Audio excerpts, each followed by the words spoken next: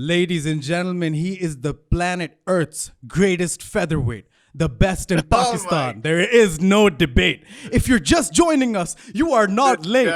The whole world finally felt a Pakistani man take down a 10th planet black belt.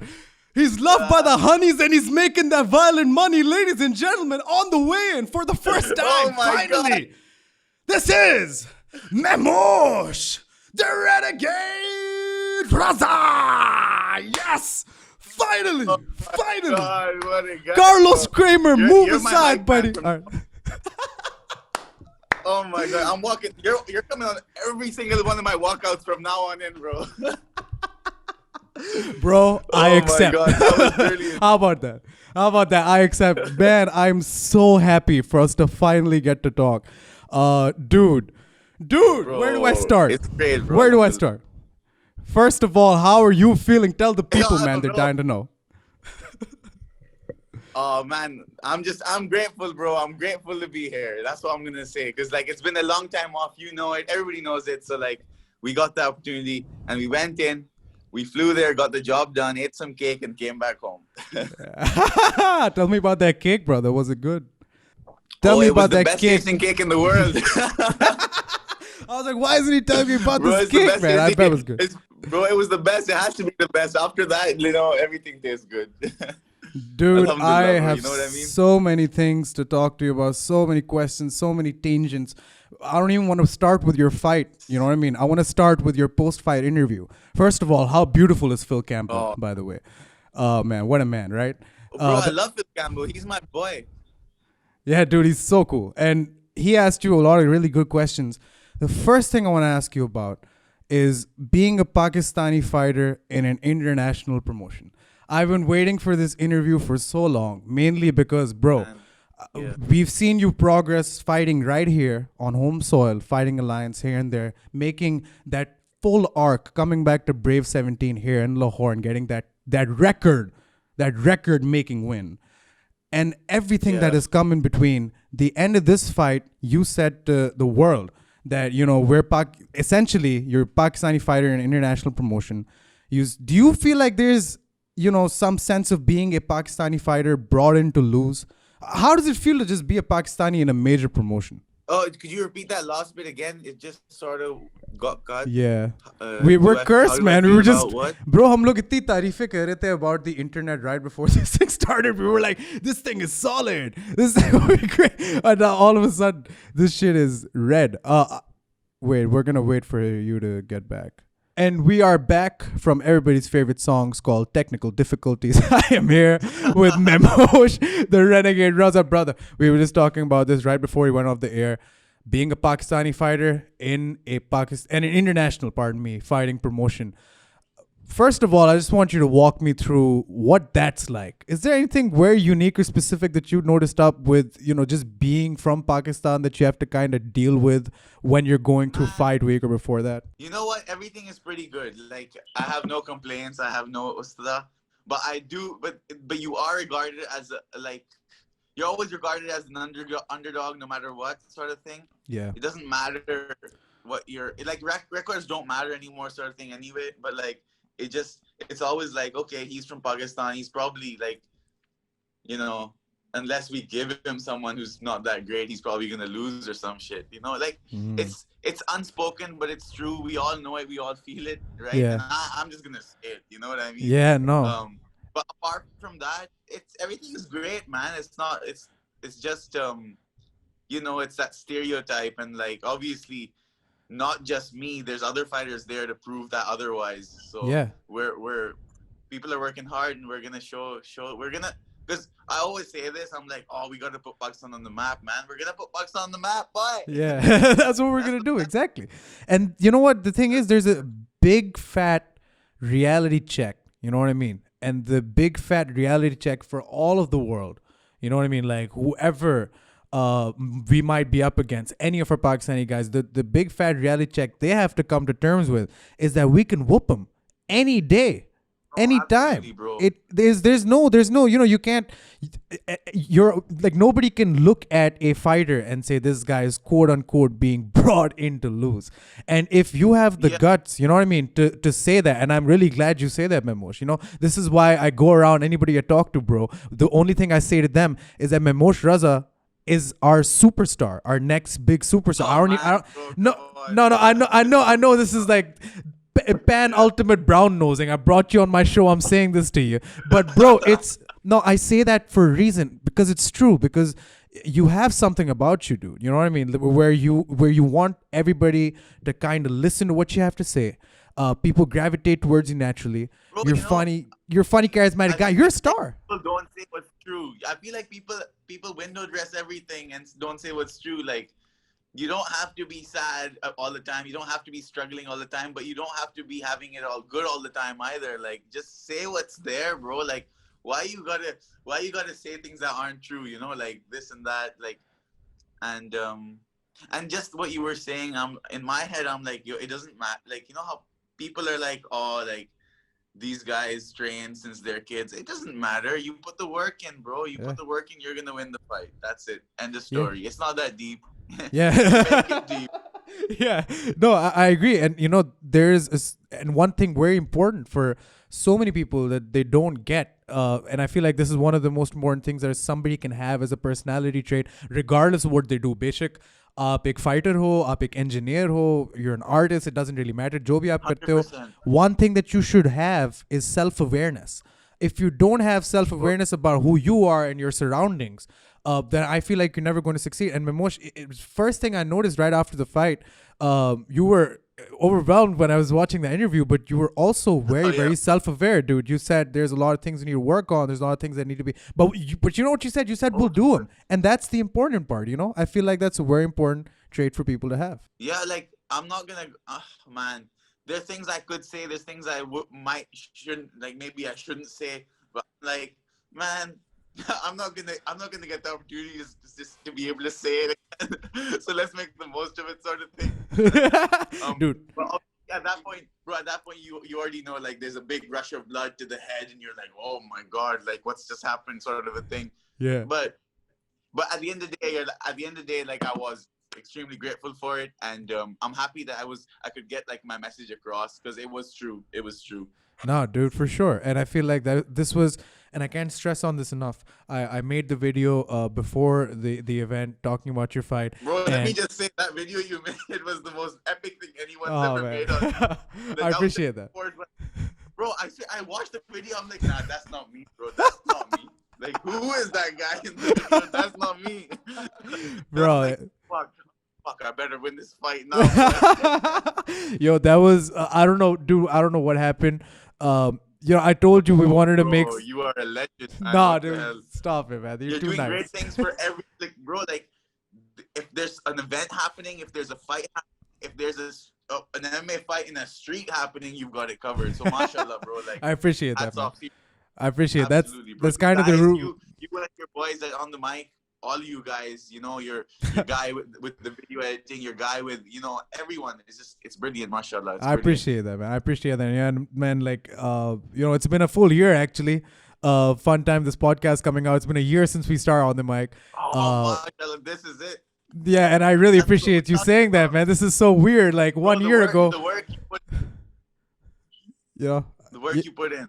I appreciate it, man. Me and Umer have been doing this, and Ismail have been doing this non-stop, it's man. A journey. Yeah, dude, Absolutely. we just non-stop, and it's fun. And you know what? We still got a lot more work to do. Now we're just getting started. Right? You know what I mean? We're just scratching. You feel like it's only a tip of the iceberg, right? You feel like, oh, it's not even I haven't even tapped my potential yet, or sort of thing. So I can tell that you guys, man, it's sick, it's beautiful. We've got so many more things to uncover as a country when it comes to mixed martial arts, and we have to go out and like tell that story, bro. Like, this is it. Like, man, it's coming together. It's all connected. Yeah, dude, it's amazing, and just what you said. Like, I'm a believer of two things. I'm a believer of the martial arts, and I'm a believer of anthropologies, and I think ethnographies. Pardon me. I believe in martial arts, and I believe it can change people's lives, and I believe ethnography is the individual study of a person's life is what should be documented, as opposed to like statistically there's this many people who it's everybody's individual story that really matters. But let's stop talking about us. If you were talking about untapped potential, scratching the surface, my man, 10-4, 10-4. That is your record right now. You are the most winningest fighter in Pakistan history, by the way, with the most important wins. Dude, I'm talking to the number one right now. You gotta tell me, like, do you think about this stuff the way, like I'm sitting here going crazy, like, 10-4, number one, BJJ black belt. Do you really care about this stuff as a person? I've always wanted to ask you this. Do you realize what you're doing, or do you just, blinders on, power through? Nah, I don't. Like, I don't know, bro. I'm not gonna lie, bro. It means nothing to me, sort of thing. It's so weird. Like, in my head, I'm like, okay, I fought a dude, and I beat the dude. I mean, like, that's it. Game over. Let's go on to the next one. Like, cause, bro, like, you go in there, and then I'm my biggest critic. I'm my biggest critic. Marcus says that to me all the time. You're very hard on yourself. But, bro, like, I feel like that level of obsession is very necessary. I mean, that's what I've been taught from day one, and I believe it from day one, bro, because it's like, I see the fight back. I've only seen the fight back twice. Because, That's interesting. In my eyes, I'm like, I made this mistake and that mistake. I can't watch this. Oh, man. Yeah. But but don't get me wrong. I'm very grateful, because, like, it's weird because they say, like, God brings the things that you ask for into your life very subtly, and then you don't realize that they've happened, and then you realize that they've happened, and afterwards you're like, wow, that just happened, Yeah. So, alhamdulillah, I'm very grateful for it, but I also know that, like, we got a lot to work on now. Because, like, obviously it's a step back on the ladder. Like, I fell off that ladder, in my opinion, when I lost to Rolando. Beating Rolando would have opened a lot of doors as well. But I lost to Rolando. Okay, that was part of life. That was a lesson I had to learn. There were things I had to make, adjustments I had to make. We went back, we remolded, and we did those things. And now, after this one, I see there's other things that I need to work on, and we'll work on them better. But it's different now because we got to step on that ladder. That's how I see it, and that's my thinking of the fight right now. Besides everything you said, like, just grateful to God and everything. Does that make sense? Yeah, no, that makes a lot of sense, because I feel like, and this kind of comes off like when if anybody hears you talk, like I really, really enjoyed your post-fight interview. I don't know if you realize this by now or not, and that's mainly because we need Pakistani guys who can cut a promo, man. As a pro wrestling fan, I need somebody who can get on the mic. See what I did there? Like I was saying, bro, you gotta say what's in your heart. Like, it could be something good, something bad, but just be true to yourself. Like, exactly, we're out here true to ourselves, not to be a certain way in front of certain people. Like, oh, I'm gonna be, I'm gonna play this, I'm gonna play that, and see how it appeals to other people. Obviously, you can, sort of mingle. You can get yourself to mingle into your surroundings or whatever, which is a good thing as well. But you got to stay true to yourself. And I just said I wanted to get paid more, sort of thing. Hell yeah, dude. And one thing you said then was, we don't care about your credentials. You punch them in the face and the black belt goes away. You know what I mean? Absolutely. And I feel like what you just talked about with, not really thinking too much about what has happened. Is it the same mentality when you're going into a fight? Do you also not care about what's in front of you? Do you just think like, I don't give a shit who it is. I'm just going to go in there and whoop him, regardless.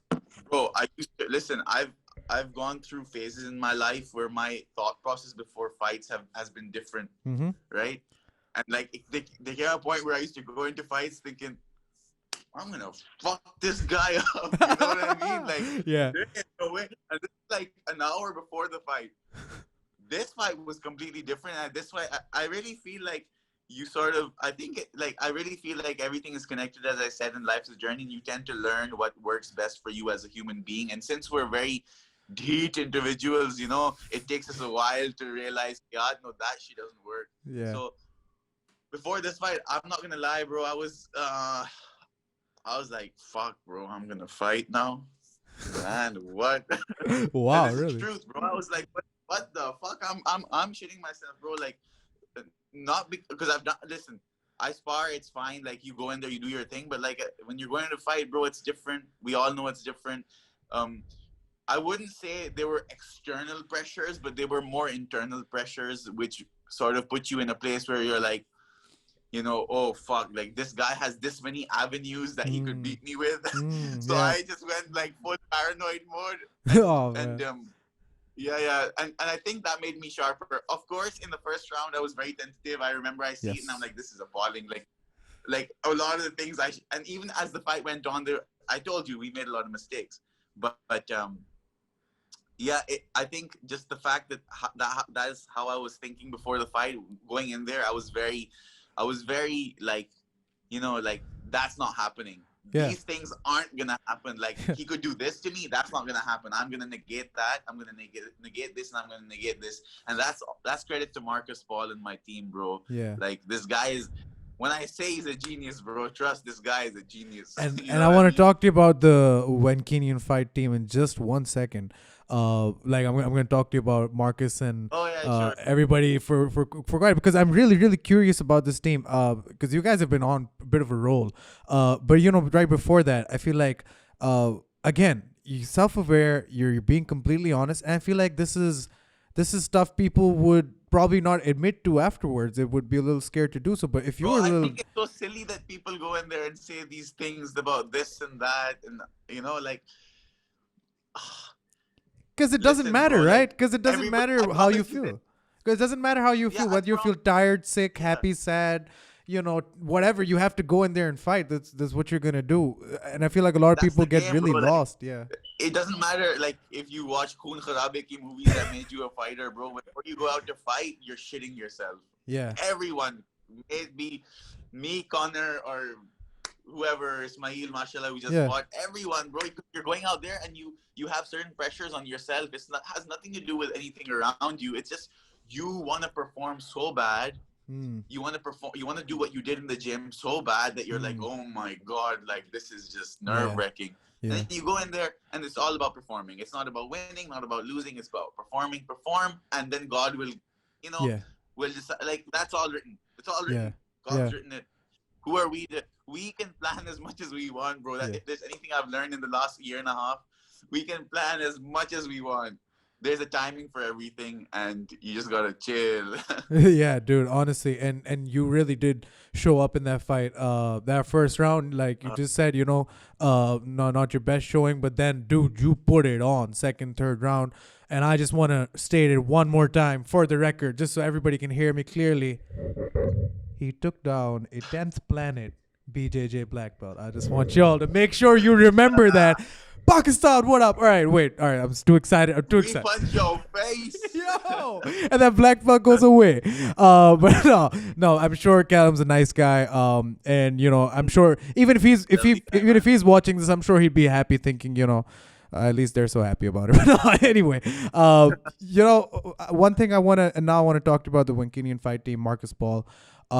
And you've said numerous times to me that you were a completely different fighter before you met him.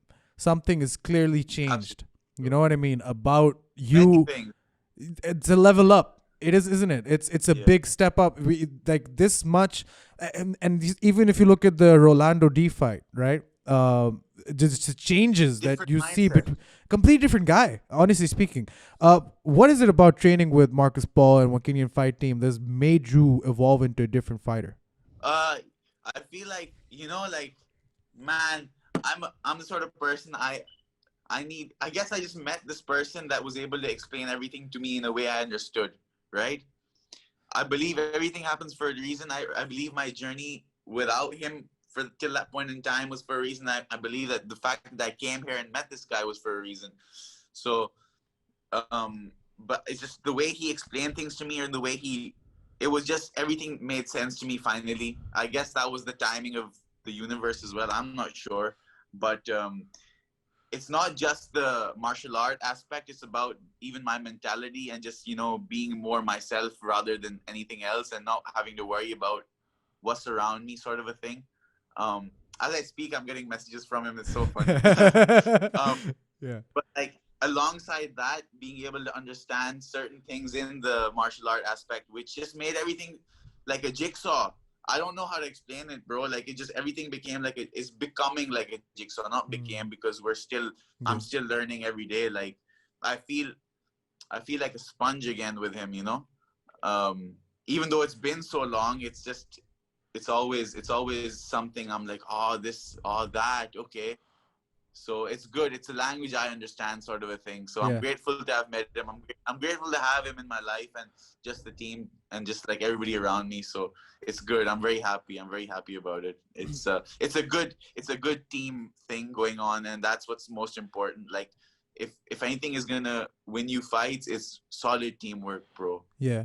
No, for sure. And it really does look like you have a lot of guys who are really invested, not just in you as a martial artist, right? Not just you as a martial artist, but also the martial arts discipline that you always kind of been emphasizing on, which is wrestling. These guys are a group of wrestlers, isn't it? And we can, like, even in the fights, you can see a difference in like how well you were wrestling him, or at least, you know, how well you were able to get in those grappling exchanges. I didn't even wrestle much I didn't do in like. You say that, of course, like, but I didn't chain wrestle the way I should have, or I would have in the gym. Like in the third round, Marcus said to me, he's like, all you have to do is chain wrestle and be more tenacious, and you'll take him down. You know what I mean? Yeah. Like, don't get me wrong, I was down, but number one, he had brilliant wrist control. Number two, obviously, he's trained his life, like he's training for me, you know? Yeah. And number two, I was very tentative. You know what I mean? So it was a props to him. And also, like, sir, obviously I was very tentative coming back after a long layoff. So he told me in the third round, he's like, just be tenacious and you take him down. And he said to me, you have to take him down, by the way. I was like, okay, yeah, we're taking him down. And like, so I came out being a little bit more tenacious. It paid off. Should have done it from the first round, right? But, you know, we learned. Yeah. No, for sure. And like there is a big level up in your wrestling, like I said, and one of the coolest things I've ever seen, man, is that little pit you guys digged up, that little Akhara out in England. Holy Akhara, shit. Bro. Like that's so innovative. First of all, I don't know if a lot of guys do this. And what is it like? Like I've talked to a couple of guys who've done Pelvani in Akharas their entire lives. But I want to ask you, like, lovely. How's it different?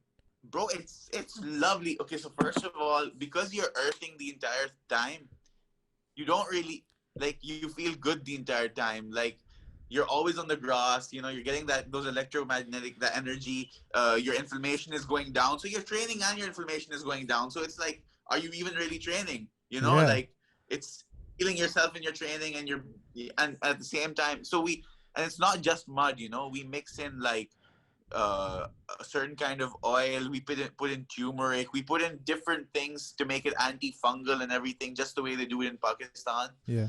We mix a different soil with it as well to soften it up, and it's quite soft. Like, the man slamming me all over the place because, you know, he smashes me more. But like, I'm okay, I'm all good. Like, we're all okay. It's really nice, bro. You just, by the time you're done, your face is a mess. But you're the happiest man ever because you're training and you're earthing, and it's just all, so it's brilliant. It's brilliant. And and I think back at it now, and I'm like, that is cool, bro. Like, we dug a pit. Like, that's pretty cool. That's awesome. And it was Marcus's idea. This guy, he's like, oh, you're from Pakistan. Let's dig in Akhara. I was like, how do you know Akhara? Damn, really? What are you talking about? How do you know this? Wow. And he's like, yeah, Pelwani. He's like, Pelwani. I'm like, yeah, bro, Pelwani. What? Dude.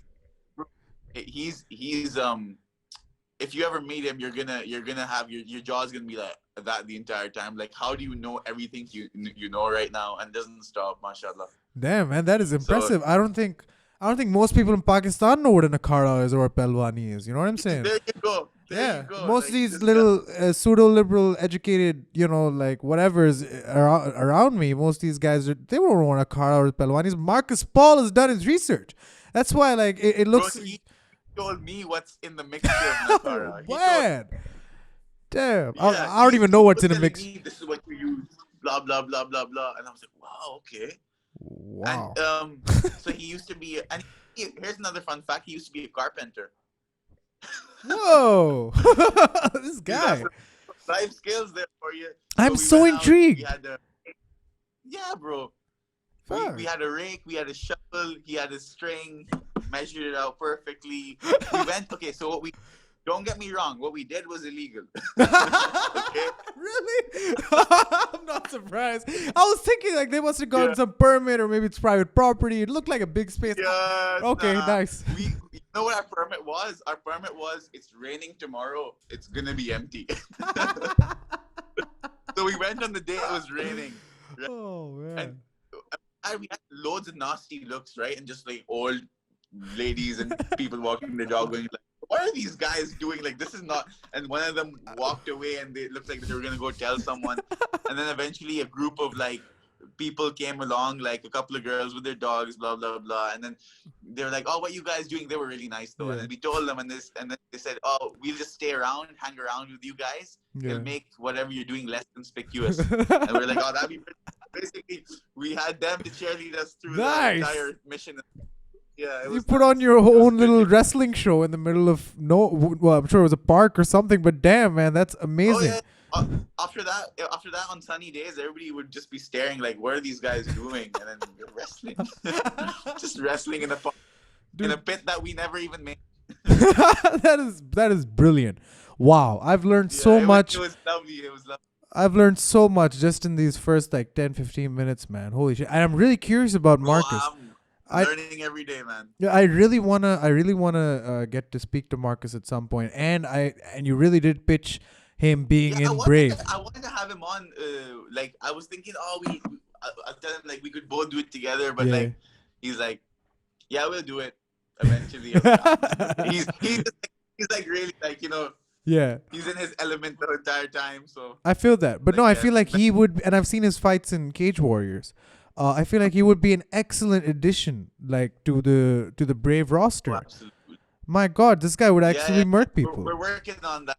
Hopefully, we can get him to fight on Brave very soon, inshallah, bro. Because he's the sort of guy that nobody knows him as much as they should know him. Because this guy will come and probably, inshallah, smoke everyone. I'm so excited. He's got the style and the smarts for it. Like he's studying this stuff every day, all day, and like just stuff that works is in, stuff that doesn't work is out, and it's just, you know what I mean? Yeah, it seems like a very scientific approach to everything. Like if this guy knows how to build an Akhara from scratch, then I will entrust him to whoop anyone's ass. You know what I mean? If this guy can build an Akhara, he can whoop literally anybody's ass. You know, when you say it like that, I'm like, wait a second. Yeah, he's right. And I know this guy.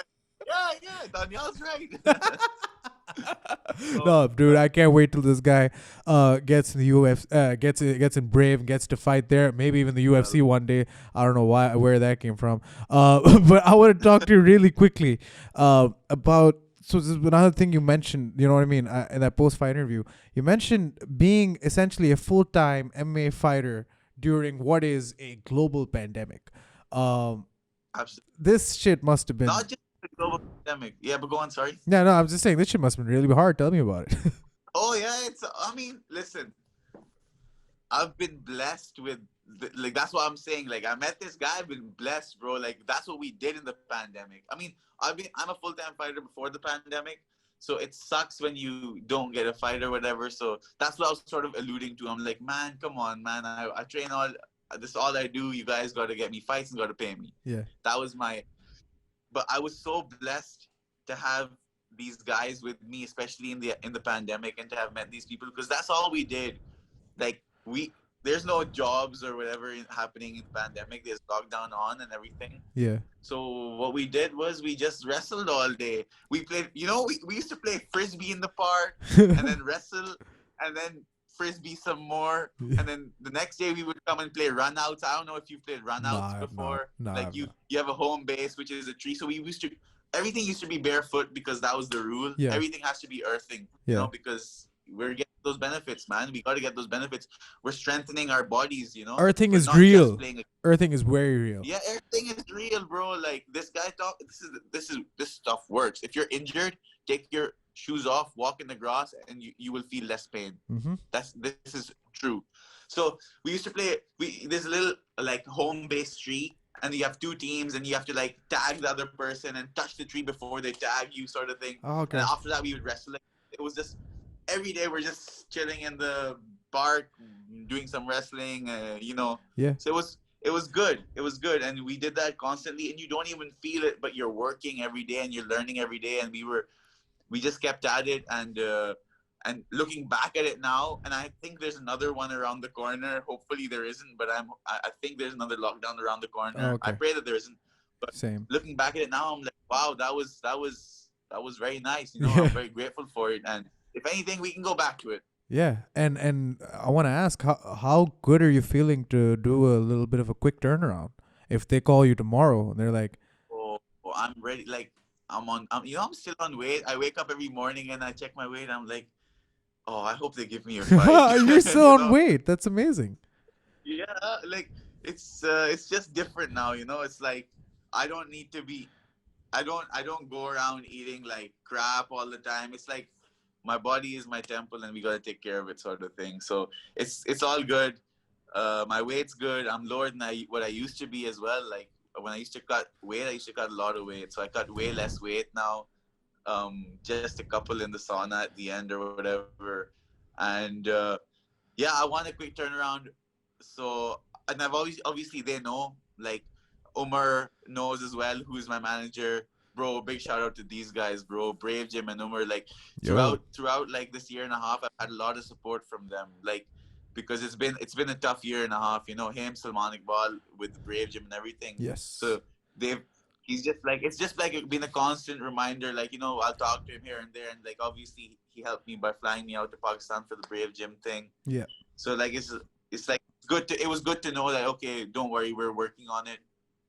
So he obviously knows that I'm ready to go. Brave obviously knows I'm ready to go. But again, God is the best of planners. I'm ready. I'm waiting. We'll see what happens. Yeah, you don't need to get ready, man. You stay ready. And it really, really sounds like you are ready. Stay ready, so we ain't got to get ready. Exactly, man. And, I've gotten a chance to work with Umer as well at a couple of things. And, he's doing the whole thing with 3WL. He's got other stuff coming up as well. The Brave Gym is legit. Like, and I remember we met, you and I met for the first time, actually, at the Brave Gym Lodge, my brother. Bro, I was like, who's this guy, man? He's gassing me up. I don't even know if he's gassing me up. Yeah, dude, I knew exactly who you are. And I went up and I was like, all right, Dada, this is where you, because you were one of the first in-person, like, interviews that I've been wanting to do up till that point. You know what I mean? Because I was like, all right, this is what I've been like studying everything for the last like whatever. And then I said, you're one of the best fighters in Pakistan. You were like, what? I was like, yeah, dude, shut up. You know you are. Like, you know what I mean? I was like, you are. Yeah, that's all you do. That little look on the side, like, what is he saying? This guy, that was nuts, man. But yeah, no, the Brave Gym facility is absolutely mind blowing. It's massive. Oh, it's banging. Yeah. It's banging, bro. Like. Who would have thought we'd get this stuff in Pakistan? Right. A few years ago, who would have thought? Right. Exactly. You know what I mean? And this is a man's gone and done. The purpose-built facility for combat sports. So, like, if you're specifically looking to go and learn like things related to combat sports, there's really no other place, facility-wise, that you can go to and get the same amount of stuff. And I know these guys, Umer's always working on something, so I know there's something big coming from him. Oi, that third world, they've got third world happening now. Yeah. That's so good. Yeah. That's a very smart. I think it's an incredibly smart initiative. It's like because we've got all this youth that have nothing to do. Yeah. Right? Yeah. This is what the youth of Pakistan should be doing. Yeah. Combat sports. And make it cool. Combat sports. Yeah. Do it, man. And like it just gives like we have the other gyms in the other cities like Fight Force in Islamabad, and we have different ones in Karachi, but now we got that has Lahore unlocked. Yeah. So it's good. We have options everywhere. Yeah. We need these options. And the crazy thing about Third World is, it's look, if you're a hardcore fight fan, right? If you're like you and I are hardcore fight fans, We know some hardcore fight fans who would go like, "Oh, what the hell are they doing? You know, it's a disgrace." This, but I've heard all of these things about them, and you know what? I will never look at anybody and say that your opinion is invalid. I will say your opinion is yours, and it is yours to keep. But it's just a simple consideration from because people here like to think from a honor, respect, and those perspectives. Just for once, think from a promotional perspective. This is what we need. This from a promotional perspective, absolutely right. We need all of these.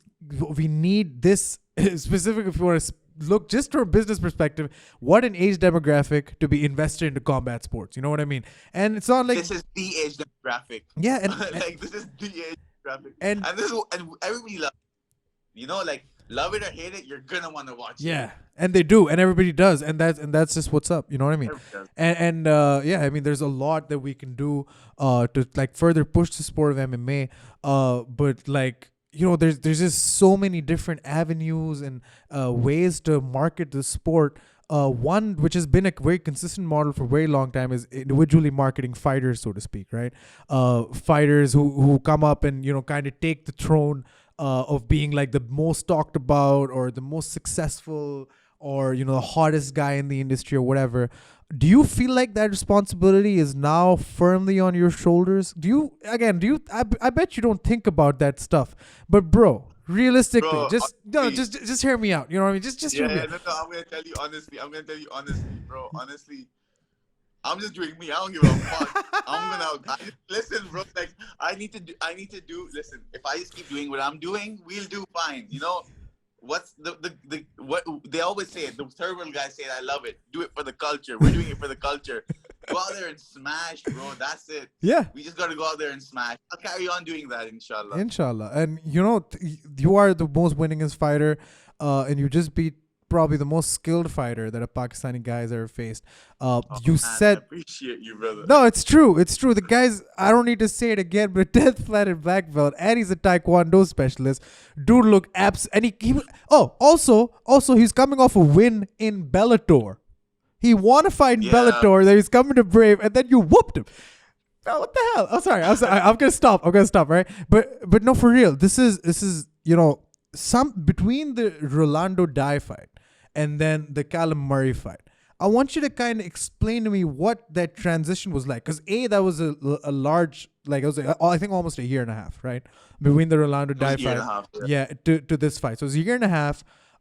Clearly we saw a massive upgrade, in your fighting skills, the amount of weapons you possess within the cage, all the strategically how good you were in there. It was just, it's a testament. What happened after that fight and before this one that kind of made that transition from this fight to that one? It was, bro, you know what? Skill and level wise was a separate thing, and mental wise was a separate thing, but they both happened together. Like it was both. It wasn't just one or the other. Like listen, I'm a tough guy, and I've won fights just being tough, right? But I had to really start to understand certain things about my own game. Like I used to implement my own game without really understanding my own game, if that makes sense to you. And now it's starting to make sense because of Marcus and everything. And also, besides that, there was a big mental thing as well, just like how to handle certain things and how to go about fights, sort of a thing. Like I'm definitely more mature that way as well, like just a better thought process. Like as I said, used to go into fights and think I'm gonna fuck this guy up. Listen, you gotta go in my head, I gotta go into a fight and win that fight. There's no way he's winning. Right? I step in that cage, there's no way he's winning, boy. There's no way. And that's all that matters. Yeah. If it's going to go 3 disgusting rounds, it goes 3 disgusting rounds. If I end up finishing him in the first, I end up finishing him in the first. But I don't go out there thinking I'm going to smash this guy. I go out there thinking I'm going to perform. And I'm ready for 3 disgusting rounds, right? And I'm going to smash. Word. And whatever happens, the rest is on God. Just go in there and smash, Word. And, that's, you can tell, like, with regards to, any MMA fighter that you see, if you see them develop over time, you can always see the rage enter and then kind of exit. Nick Diaz said this very famously. He said, if you want to love this, you have to love it to a point where you hate it. You know what I mean? This stuff. I'm not gonna lie, before the fight, a lot of people hate it. Like, bro, like you see a lot of fighters just warming up and shit, and they're like, fuck this. You know, like a lot of people like, why do I do this? You know? But like then after the fight, they're like, this is why you do it. Yeah. This is why you do it. You know what I mean? Exactly. And have you learned to kind of channel all of this energy? Like you said before this fight, you used to go smash this guy, get him out of there, you know, whatever. Just focus on the guy and trying to get him out of there. Did you learn somehow to channel that energy, and what would you credit that to? It was just bro, like I kind of did, but like very subtly. Like I haven't even realized it. Now that you say it, I'm like, yeah, that makes sense. Like I feel like I have, but like I still am though. Yeah. Like not completely. Like it's constantly getting better. It'll keep on getting better. I feel like it'll never stop getting better. Yeah. But I do feel like I've somewhat better sort of started channel it, Yeah. and just focus on more how I'm gonna perform rather than what else is gonna happen, because that's what matters. Yeah. We gotta just go out there and do it. You just gotta keep doing it. Yeah, just do it. Absolutely. Like Shia LaBeouf. Absolutely. Do it. Yeah, exactly. We gotta be persistent. Just do it. You just have to be persistent. Yeah. Persistent, like an iron blanket that's not coming off or whatever, bro. Just do your thing. Do what you guys worked on. Yeah. Horse with blinders, man. Just keep moving forward, right? And yes, sir. Talking about moving forward, I know you want to get back in there really quick. But what is next, man? Like, I know this is such an open-ended question. It's always one of those questions people think everybody's gonna have a quick, snappy answer to. I know it could be a very long, complicated story, but no, for real, what's next? I don't know. Like, I don't know what's next. We're going one step at a time. In my head especially. Like I said, I'm ready to go whenever. They tell me that they book me for a date. I'm ready to go. Like, I don't have any questions, no nothing. We'll go, inshallah. Now it's just on them sort of thing. Like, I'm ready. We're waiting, Damn. Whatever happens sort of thing. Yeah. Like, I used to want to do things right away and be like, now. And like, but now I'm like, you know what? Like, as long as we stay ready, the opportunities will come, because we're slowly showing that we don't give a shit. Yeah. Like, we're ready to go with it. Yeah. Other, I think when it comes to the whole, like, if you look at just Pakistani MMA fighters, we're not a very big community. We're a small bunch. But what essentially we're showing now is time's up, man. You know what I mean? Honestly, yes, time's sir. up. Like, time's up, motherfuckers, because we have been learning this entire time, and we're still learning, like you said. Our people think we've been learning. No, bro, we've all been learning, and the thing is, this takes time, like you said, and we're still in the process of learning. But now time's up for a lot of people in a lot of these promotions who will think of, oh, it's a Pakistani fight. Okay, I'll probably win this. Wow. Let me tell you something about that, 100%. Brother. You might want to revisit that statement. Yeah. And that ain't happening, bro. Not at all. And I feel like this is a good segue into talking about the Pakistani MMA community. There's so many things that I want to touch on there. You know what I mean? Like, so many different just subject areas. The first thing that comes to mind immediately is yesterday night at the time of filming. Yo, what a beautiful night of fights. Listen, I watched the main event with my dad, bro. Really?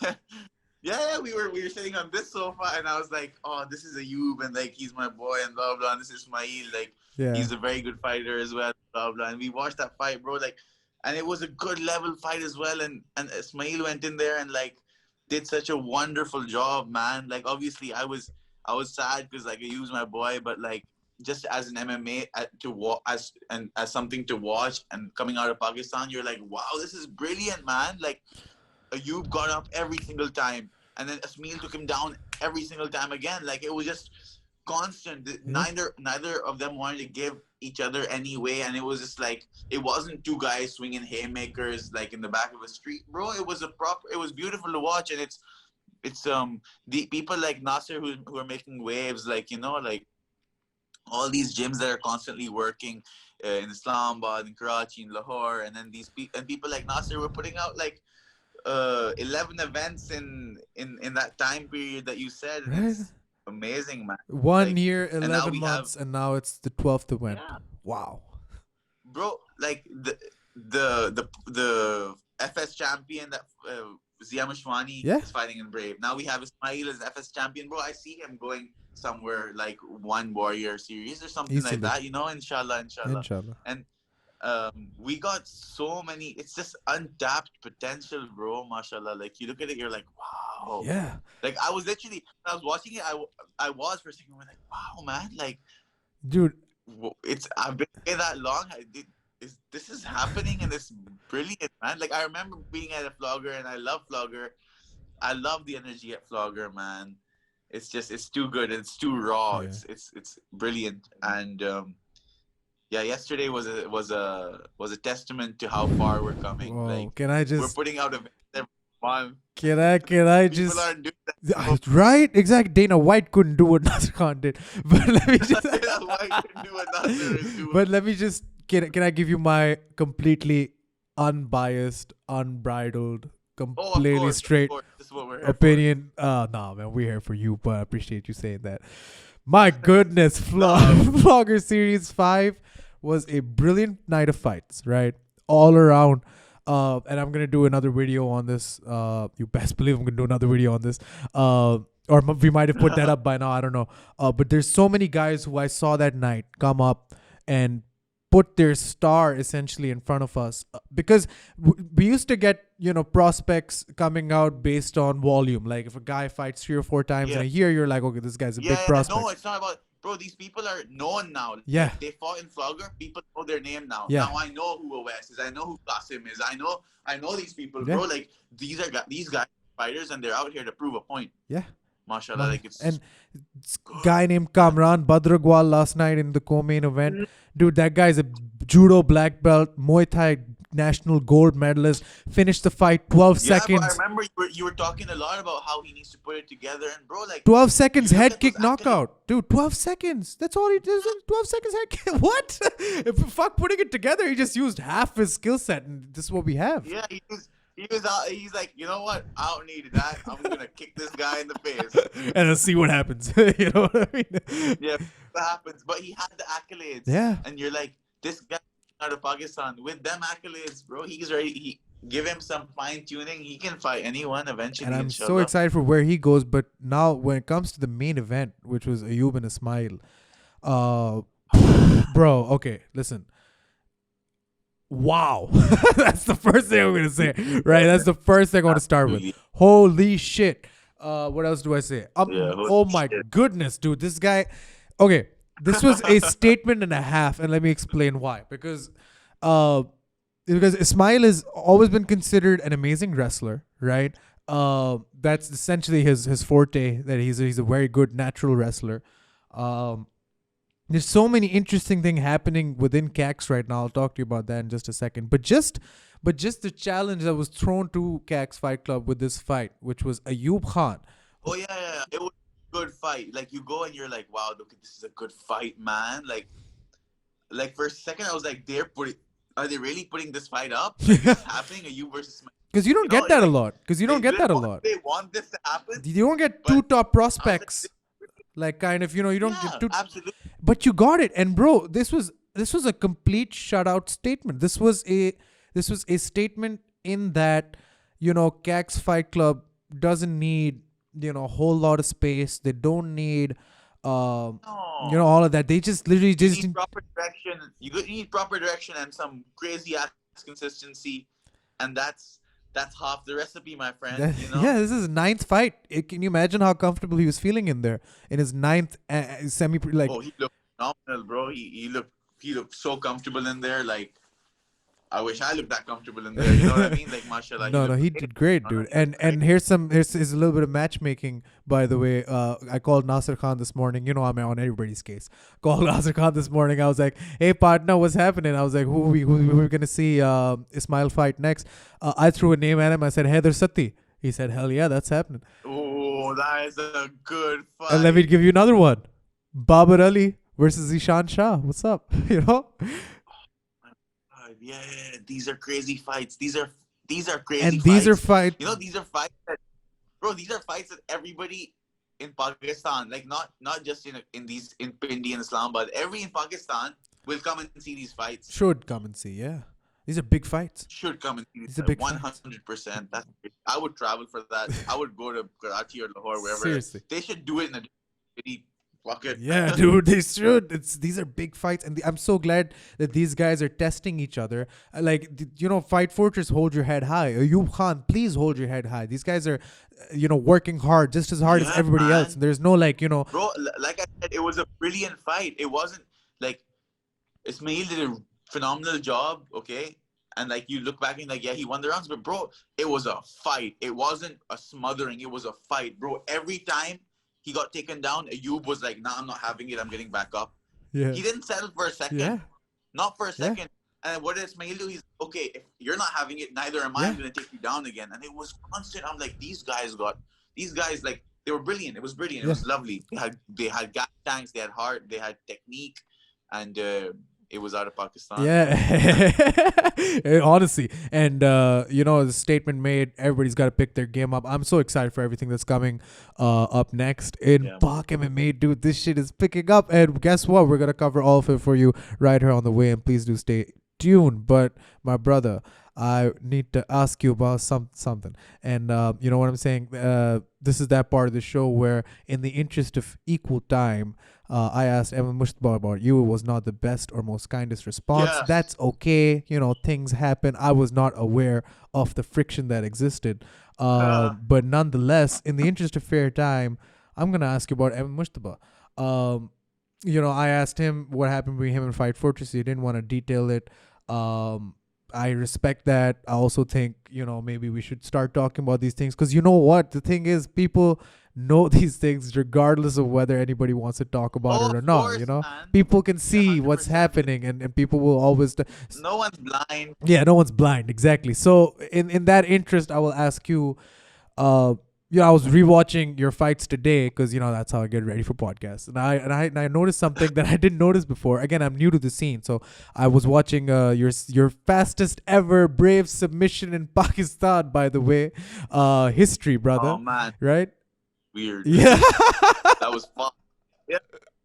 What happened, sort of thing, but yeah. No, I actually want to ask you about that as well in just a second. But I saw Mujtaba back there in your corner. You know, all of that. What went sour? What happened? It looked like everything was, you know, you guys went to train together. I think AKA, which is freaking crazy. Yeah, it was. You know what? It was a good time. You know, we had some good times. We trained in a few places. But then you just realize, like, maybe I'm better off just doing my own thing and him doing his own thing. Cause like there was like, we were good. There was just conflict of interest when it came to certain things like training and blah blah blah. So I feel like, and the thing is, right, and I say this to everyone, like, don't disturb your own bubble. Like, you don't need to always think about, like, other people. Ahmed, I wish, you know, like, I wish him well, bro. Like, I hope he fights again, man. Like, I want to see him fight again for sure. Like, I want to see him fight Rahul Raju. I know it's a good matchup for him.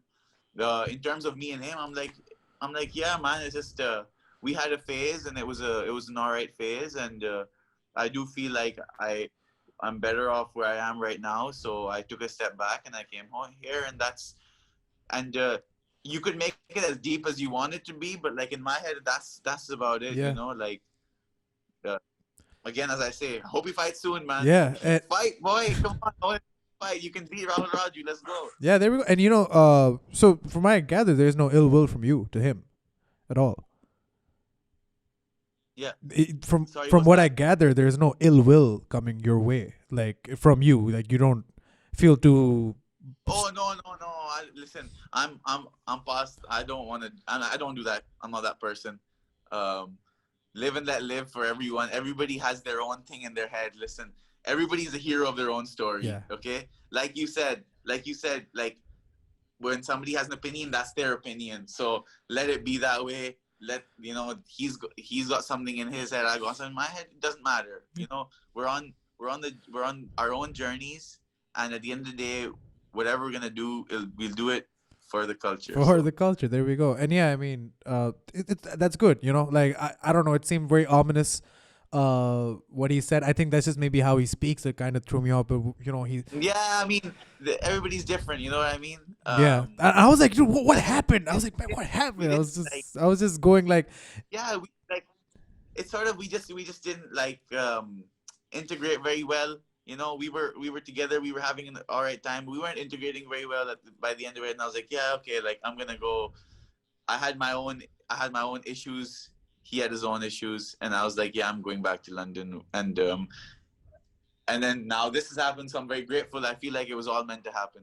Like everything happens for a reason. That's why I don't feel any sort of thing against anyone. Like, why would I? Because everything was meant to happen that way. Yeah. God had already written it to happen that way. Yeah. So it's like, has nothing to do with anybody. We're not like, we're just human beings, bro. We're like cogs in the machine. Yeah. We're nothing. So. Yeah, and it just seems kind of, like I said, we're a very small community of martial artists and people who care about martial arts. Very small community. And I mean, it's better to, not have these kind of things where it hinders, like. It doesn't help anyone. Yeah, it doesn't help anyone. Yeah, because like the cliche is that, conflicts promote mixed martial arts. I think that's true to a certain extent. But we're not even at the point where we have barely promoted mixed martial arts. There's no registry or until like On the Mic started, I looked for any like dedicated PakMMA news source or whatever, like somebody that covers this stuff. There's nothing. Very minimal. Yeah, it's very minimal. And I feel like the more people we have in this industry, the more people that get along, I think it's better. And having these little petty rivalries or whatever, like you said, it just fucks with the energy. I'm so glad, bro. Like, we're on the same. Like, they make no sense to me. Listen, guys, open your eyes. Stop this, bro. Let's just fucking get it, man. Let's fucking get it, bro. Yeah. Let's put Pakistan on the map, man. Yeah, exactly. And you don't have to like each other. That's okay if you don't. Like if two you don't have to like each other. Just don't fucking piss each other off, and don't like let's just work together. You people that listen, how many times people hate their managers at work, people hate who they work with at work, but they know that if they work together, they're gonna achieve their goals, and when they achieve their goals, they get them bonuses. Let's get them bonuses. There we go. And it's a very simple philosophy where if you don't have enough people in this industry for it to grow, which I don't think, like, we're starting to gather traction. There's always going to be fans, here and there that you surprise with, oh, you're an MMA fan. Oh, you followed PakMMA. That's crazy. The more people you have, the bigger it is. and excluding someone or trying to exclude somebody from your sphere of influence, it's not even that the entire scene suffers. The entire scene grows at its own very small pace.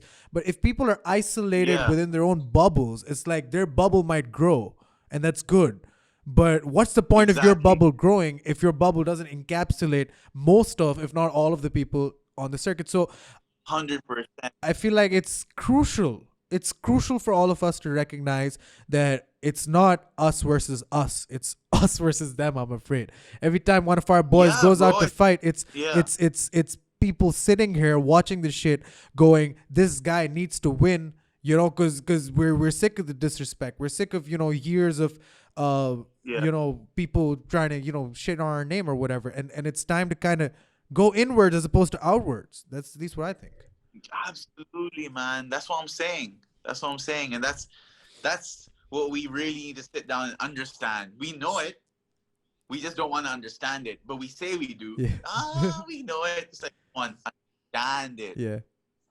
But inshallah, we're getting there. Yeah. We're getting there. It's all good. Yeah, and it's all love. That's what it needs to be, man. It's all love. It's all good. It's all love. Yeah. And you know what?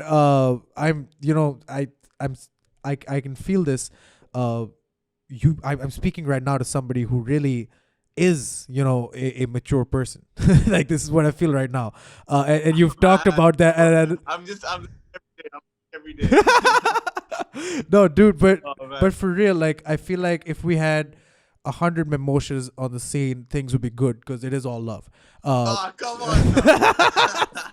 Come on, dude. Bro, if we had Daniel, I would have a best friend here as well, man. You the man.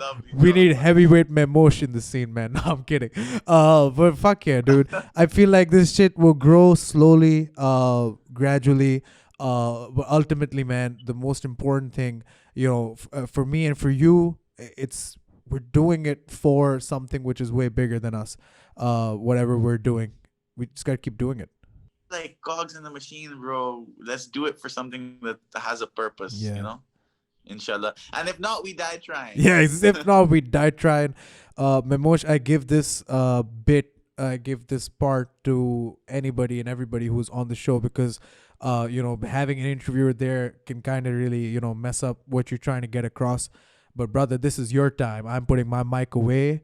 The floor is yours. You can say whatever you want for as long as you want. To whoever you want. Literally, whatever you want, buddy. The floor is yours. Mehmosh Raza, please take it away.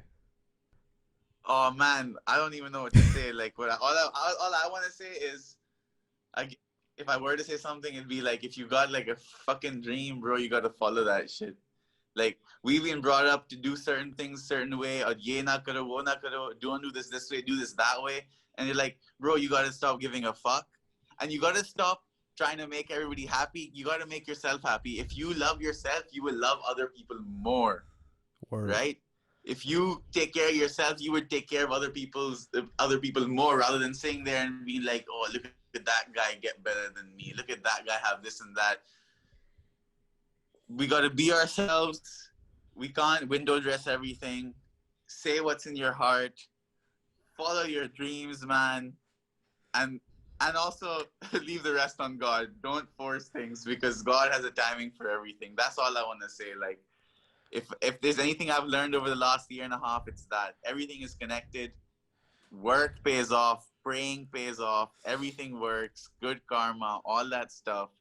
Do it. And inshallah, we'll all be where we want to be. If not, we die trying. And apart from that, keep smashing, because we out here smashing. That's it, bro. And like, love to everyone, man. Love to all my people who like you guys who like giving all this good energy and stuff. And I hope I could give all this good energy back to everyone as well.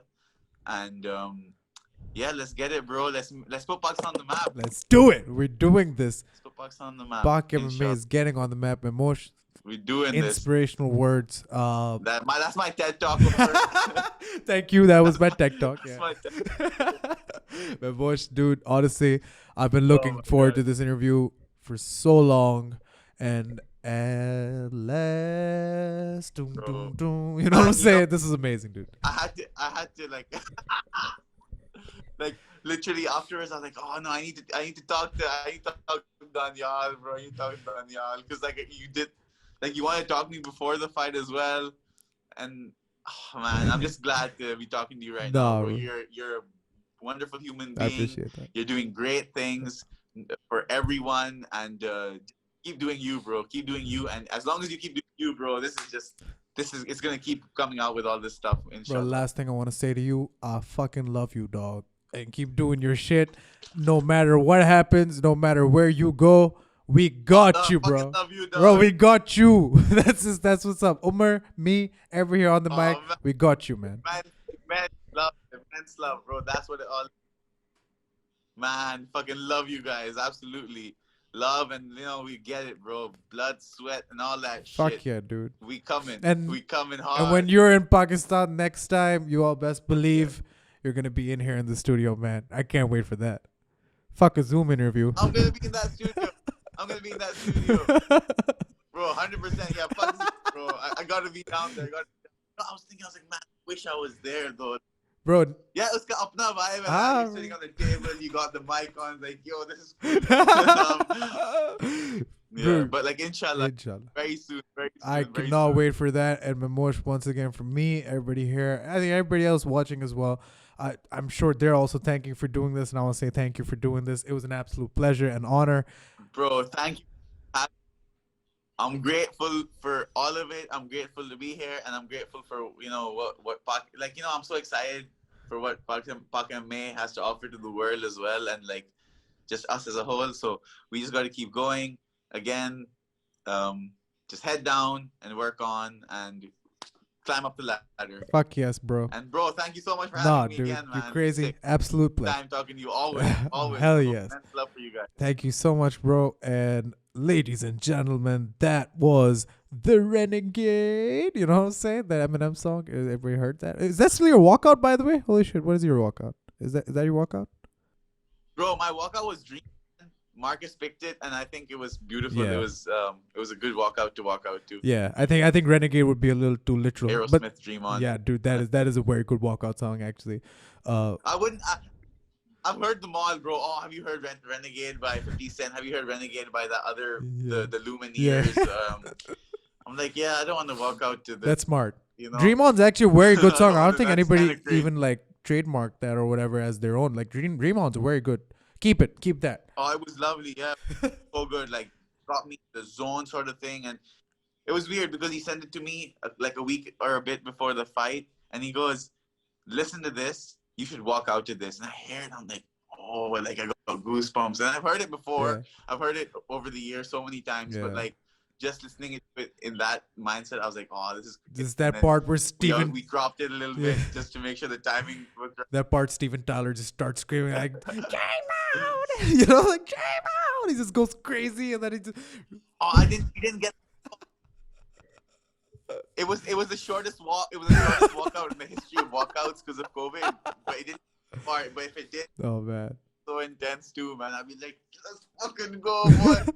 Oh man, it was good. But music helps, definitely. I will end this interview again now. So thank you so much for coming on. I just feel like we can keep talking. We're running out of memory space, by the way. That's why we got these. Yeah, Umer's standing there looking at me like, dude, bro, come on. I feel like that too. But dude, honestly, thank you so much again. Keep the walk. Like, come on, man. You know when you go to someone's house and then you go out to the driveway, spend another hour in the driveway talking, yeah, then you check the time, you're like, holy shit, why did I walk out the first place? You could just sit inside for another hour. But for real, dog. Yeah, just leave. Thank you so much for doing this. Yes, sir. Thank you so much for doing this. This has been one of my favorite interviews. And Mehmosh, oh, bro, just keep it tight, man. Just keep it real. That's all I want to say. I fucking love you, dog. Can I say that, bro? All you guys, I'm gonna say Daniel's line. Wait for the end. Wait for the end. I just gotta do the thing. But fuck yes, yes, please. I've always wanted. He wants to say my line, my closing line. Go on, okay. Same thing I say to you guys as always. I just want you to hit that subscribe button. I've been that for ages. Oh man, yes. Okay, I want you to hit that subscribe button, like this video, share it everywhere, tell your friends, tell your family, tell your dog, tell your mama, tell everybody about the weigh-in, tell everybody about On the Mic. Make sure you go to Instagram, follow us there, do all of this, or else Mehmosh is gonna kick your ass on my behalf. And I just want to say,